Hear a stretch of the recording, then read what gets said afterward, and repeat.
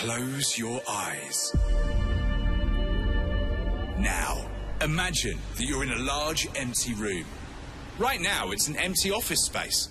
But I could take you to a large concert arena during sound check. Or we could visit a creaky, scary old cabin in a forest. Actually, I really don't like it here. Have you ever noticed that sound completely shapes our experience of the world? And have you noticed that you can close your eyes, but you can't close your ears? Whether we're aware of it or not, every sound has consequences for us. Every sound matters. We react to sound psychologically, physically, cognitively, and behaviorally. In fact, no other sense is able to activate our limbic system like sound does.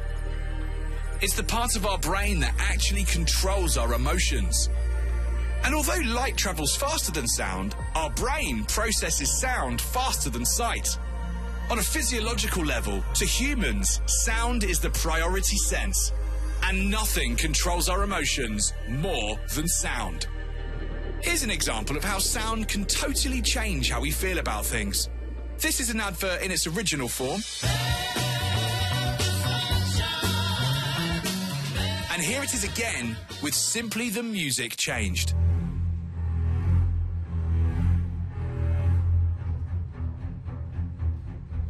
Audio is power. It exists all around you, all the time. And by controlling the audio, you control the mood, the context, and the feeling. Welcome to the Audioverse. It's expanding, it's growing, with new ways to listen, new technology, and bigger audiences than ever.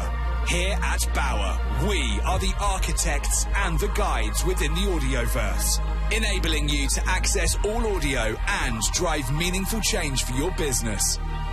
So together, we create impact. Takže obraz vám povie, čo sa deje, ale zvuk vám napovie, čo máte pri tom cítiť. Aj o tom bude dnešná prezentácia a prezentovať budem ja, Lenka Čamborová. Mám viac ako 13 rokov skúseností v oblasti commercial a strategy pre medzinárodnú spoločnosť Bauer Media Group. Čo je to vlastne audio? Čo je to digitálne audio? Nejde o dva odlišné svety. Ide o ten istý svet, ale každý má trošku odlišný job. Rádio alebo audio využívate vtedy, keď naozaj potrebujete zvýšiť awareness, potrebujete vysoký zásah, alebo vtedy, keď potrebujete vysokú frekvenciu. A digitálne audio vtedy, keď chcete cieliť. Laserovo presne cieliť. A čo je to vlastne digitálne audio? Audio je všetko audio, ktoré počúvate cez internet. Čiže je to streamovanie napríklad rádií, hudby alebo počúvanie podcastov. Podľa štúdie IAB najväčšiu časť koláča v digitálnom audiu berie priamo streamovanie rádií, potom je to hudba, napríklad Spotify, ale sú to aj teda podcasty. Digitálne audio má veľmi veľa benefitov. Má benefity hlavne pre poslucháčov a zadávateľov reklamy, ale samozrejme aj pre nás ako spoločnosť Bauer Media Slovakia. Digitálne audio nám umožňuje produkovať content, úplne nový content a ten distribuovať na nových kanáloch. Okrem toho, výhoda pre nás, alebo veľký benefit pre nás je, že produkujeme nový obsah pre našich zadávateľov, máme možnosť nejako vysielať novú reklamu, čo je veľká výhoda. A samozrejme, tiež vieme oslovovať poslucháčov, ktorí bežne nepočúvajú rádio. Pre našich poslucháčov je tá veľká a najväčšia výhoda samozrejme to, že môžu počúvať content kdekoľvek, kedykoľvek a personalizácia obsahu. A pre zadávateľov reklamy je to jednoznačne cieliteľnosť reklamy, merateľnosť reklamy, ale taktiež veľmi osobné prepojenie poslucháča a značky a veľmi veľká pozornosť vďaka počúvaniu audia cez slúchadlá.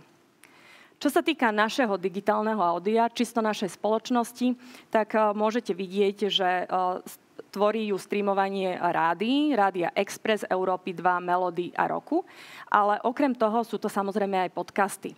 Sme jeden z najväčších producentov podcastov na Slovensku a spomeniem podcasty ako Braňo Závodský naživo, ktorý vyhral aktuálne v kategórii Rozhľad podcast roka. Jeho veľká výhoda je, ktorú by som rada spomenula, je, že v rádiu nevieme monetizovať naozaj tieto politické relácie, ale v podcastoch vieme. Okrem Braňa Závodského sú to kriminálne spisy Nezhasínaj, Vzťahy SRO, na Európe 2 Bekimovo horúce kreslo, 3 prasiatka, ale napríklad aj To nerieš moja, nový podcast, ktorý sme launchli tento rok. Vidíte, že máme naozaj veľmi veľa unikátov alebo poslucháčov na našich rádiách a je to naozaj milióny hodín, ktoré si vypočujú aj pri podcastoch, aj pri tom digitálnom audiu. Čiže digitálne audio je pre nás veľmi dôležité. Rada by som vám predstavila aj našu novú platformu, a to je monetizačná platforma AudioXI. Tá má trošku iný cieľ a trošku inak funguje ako čisto digitálne audio našej spoločnosti, pretože nezahŕňa iba naše rádia, iba naše podcasty, ale zahŕňa viac ako 50 unikátnych značiek. Máme tam približne 2,5 milióna unikátov mesačne a naše inventory tvorí 35 miliónov impresí mesačne. Môžete na tomto grafe vidieť aj rozdelenie podľa zariadenia, podľa pohlavia, ale ja by som rada upozornila na ukazovateľ, ktorý sa volá Listen Through Rate. Je to dopočúvanosť reklamy. Čiže až 93% reklamy je dopočúvaných na našej platforme AudioXI, čo je veľká výhoda. Len tak pre porovnanie poviem, že naše rádia majú v rádiách ako broadcastingu počúvanosť týždenne približne 2,4 milióna poslucháčov. Ale ako som spomínala, ten rozdiel je, že digitálne audio používame úplne inokedy, ako používame rádio. A navzájom sa krásne doplňajú. Digitálne audio celkovo vieme krásne cieliť a má veľa výhod. Vieme cieliť demograficky, geograficky podľa zariadenia, ale aj podľa nejakých návykov, podľa nejakých záľub. Napríklad viete cieliť na cieľovú skupinu muží 20 až 40 rokov, ktorí žijú na strednom a východnom Slovensku a ktorí majú radi šport. Čiže to cielenie je veľmi užitočná vec. My prinášame trošku iný prístup klientom oproti bežnému rádiu. Pri rádiu štandardne naozaj si kupujete značky, ale tu si nekupujete značky ako Radio Express alebo Európa 2, ale tu si kupujete cieľové publikum. A klienti platia naozaj iba za impresie, ktoré boli reálne odbehnuté. Pri digitálnom audiu existuje veľmi veľa formátov, také najznámejšie sú pre-stream, in-stream, post-stream. My tú reklamu vieme dynamicky vkladať a napríklad pri podcastoch určite poznáte, že pri podcastoch sa často reklama vpečie dovnútra, je tam nastalo. Má to veľa nevýhod, lebo môžete si napríklad po 2 rokoch vypočuť nejaký starší podcast a tá reklama tam stále je. Ale má to svoj význam pri niektorých klientoch, pri niektorých kampaniách. Dynamické audio má tú výhodu, že ho tam vkladáte na nejakú dobu, na určitú kampaň a tak viete si vypočuť aktuálnu kampaň, aktuálnu značku vtedy, keď si naozaj poslucháč stiahne nejaký content alebo keď ho teda streamuje naživo.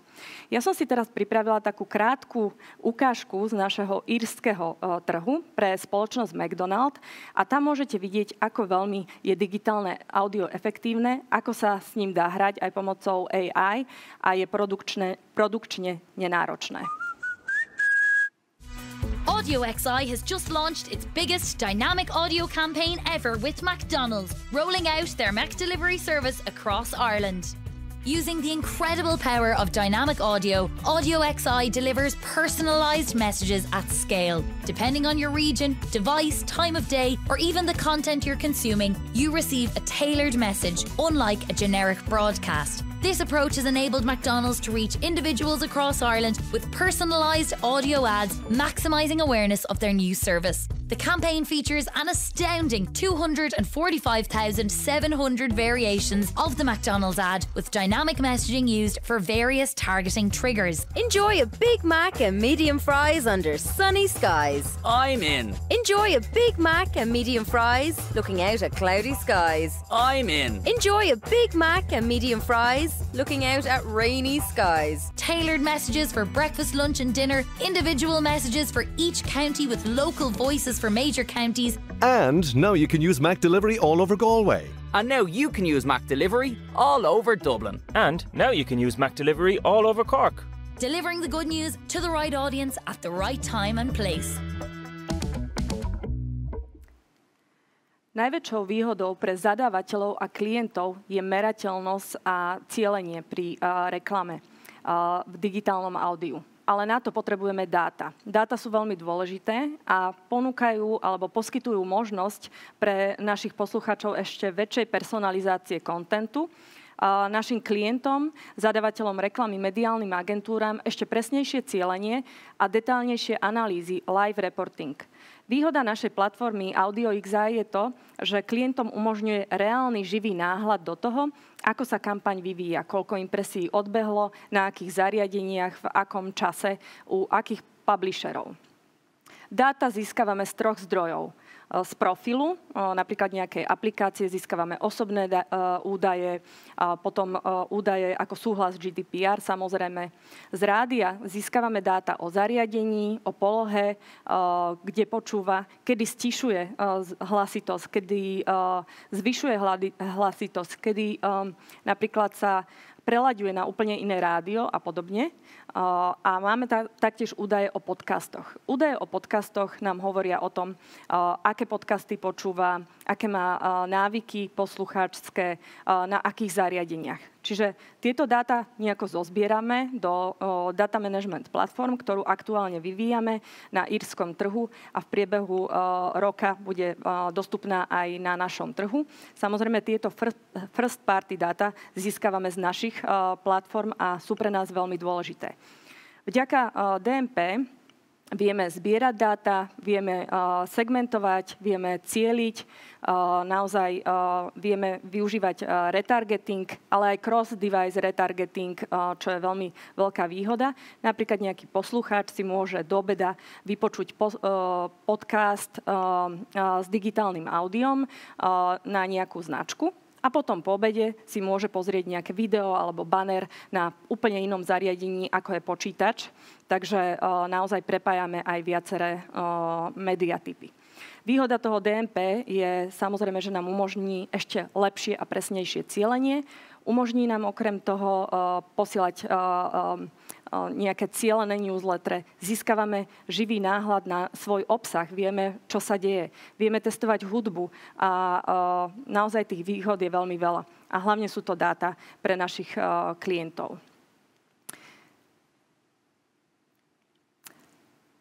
Čo by som rada spomenula, je... Mám nejaký technický malý problém.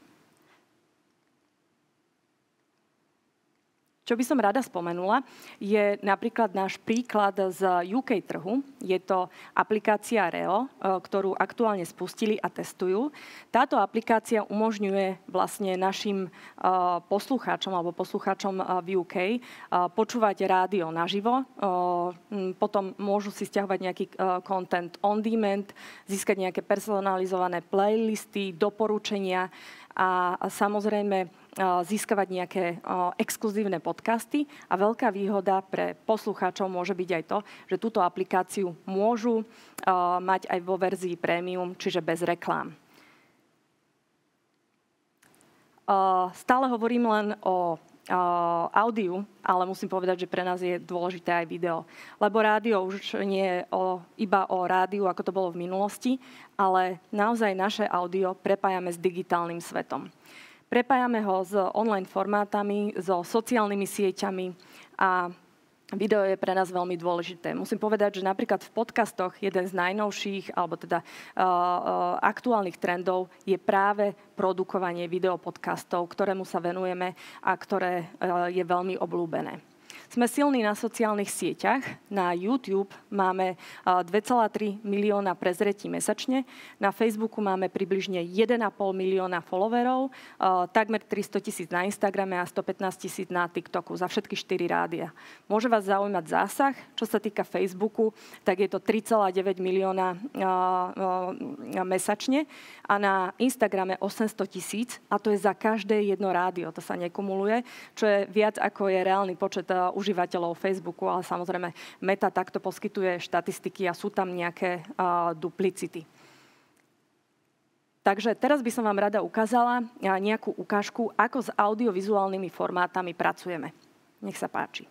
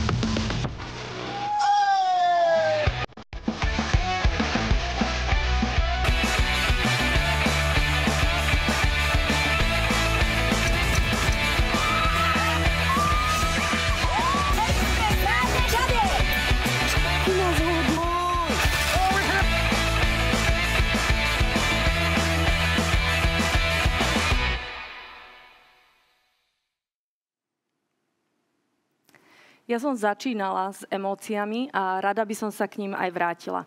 Kto ma pozná, tak vie, že nie som veľkou fanúšičkou futbalu. A napriek tomu som bola na majstrovstvách sveta v Juhoafrickej republike a napriek tomu som bola na finále Ligy majstrov vo Wembley.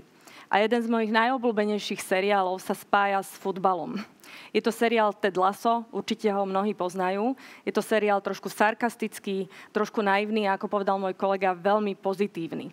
A najkrajší moment, ktorý sa mi spája s týmto seriálom, je taký moment zvuku v šatni, keď chalani vyhrali nejaký zápas. Bol to úplne obyčajný zápas, nebola to žiadna liga ani nič podobné.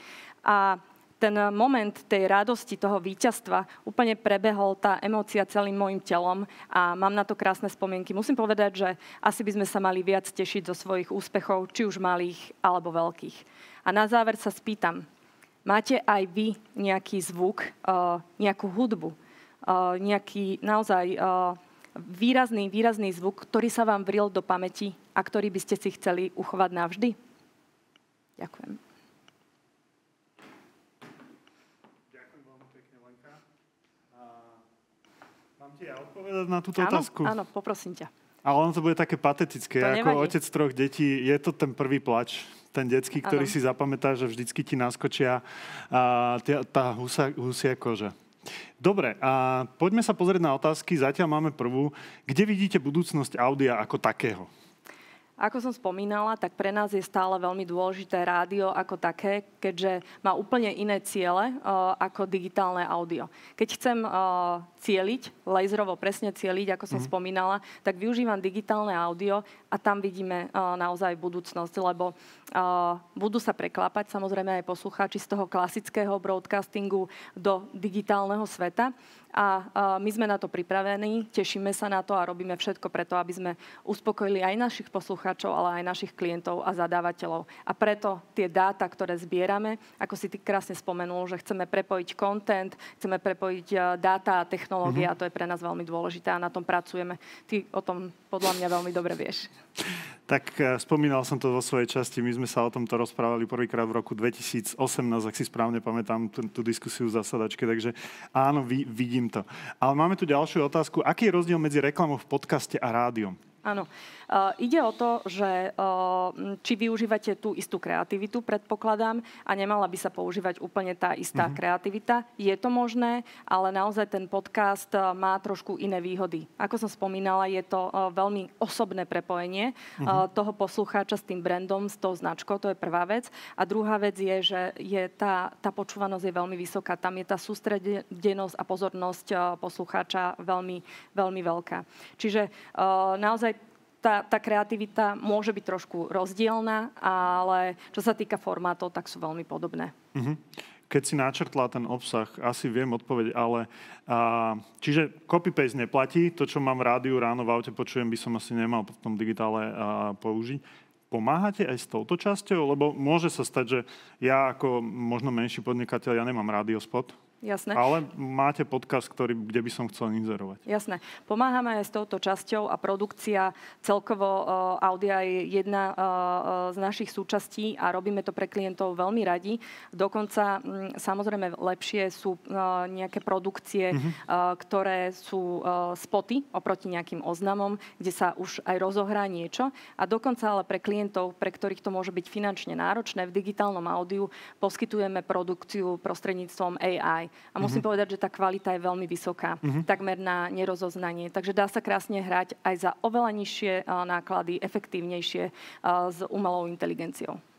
Dobre, a posledná otázka, keďže si spomenula ten futbal a tvoju zmenu v tomto. A keď sa pozrieš lebo hovorím, my spolu riešime audio už 6-7 rokov, čiže už je tu nejaká história. Existuje segment, alebo neviem, či môžeš úplne menovať konkrétnu kampaň alebo konkrétneho zadávateľa, ale že kde si fakt povedala, že toto je ono, to sa mi páči, toto je tá oblasť, pre ktorú to audio sedí, alebo ten zadávateľ. Máš niečo takéto aj zo Slovenska? Že kde si fakt povedala, že túto sadlo? Vieš čo, no ono to je naozaj, vždy to závisí od kvality tej kreatívnej agentúry, od tej práce, čo preto urobí, alebo napríklad od toho, aké dobré promo my vymyslíme pre klienta. Ale keď sa pýtaš na nejaký konkrétny segment alebo kategóriu, kde to rádio úplne super fitne, tak je ich viacero a nechcem nejakú zvýrazniť, ale určite oblasť potravinárstva je pre audio super segment, automotív je super segment, ktorý by mali využívať naozaj audio alebo rádio vo všeobecnosti. Ale myslím si, že so všetkými segmentami sa dá krásne hrať. A keď chce niekto masovo zasiahnuť, tak nech ide naozaj do toho rádia. A keď je to produkt, ktorý naozaj nepotrebuje masy, alebo je nejaký exkluzívnejší a podobne, tak tam je digitálne audio úplne skvelé. Či už cez podcasty, alebo v streame rádií. Super. Keďže nemáme ďalšie otázky, ďakujem ti veľmi pekne za tvoju prezentáciu. A poďme rovno ďalej, pokračujeme.